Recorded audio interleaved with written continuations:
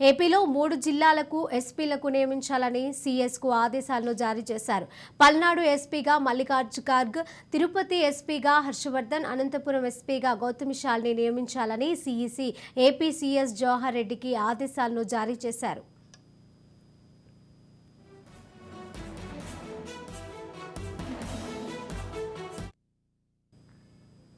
ఏపీలో ఇటీవలి పరిణామాల నేపథ్యంలో పల్నాడు, అనంతపురం, తిరుపతి ఎస్పీలపైన వేటు పడింది. ఈ 3 జిల్లాల ఎస్పీ పోస్టులు ప్రస్తుతం ఖాళీగా ఉన్నాయి. దీనిపైన అర్హుల జాబితాను పంపాలని ఈసీ ఏపీ సీఎస్ జవహర్ రెడ్డికి లేఖ రాసింది. ఈ నేపథ్యంలోనే ఎస్పీలను నియమించడం జరిగినట్టుగా తెలుస్తోంది.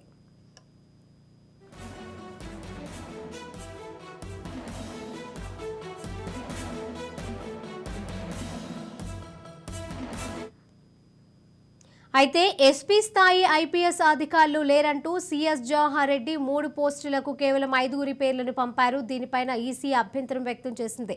మరోసారి సీఎస్కు లేఖ రాసింది. ఒక్కో పోస్టుకు 3 పేర్ల చొప్పున 9 మంది పేర్లను పంపాల్సిందేనని ఎన్నికల సంఘం స్పష్టం చేసింది.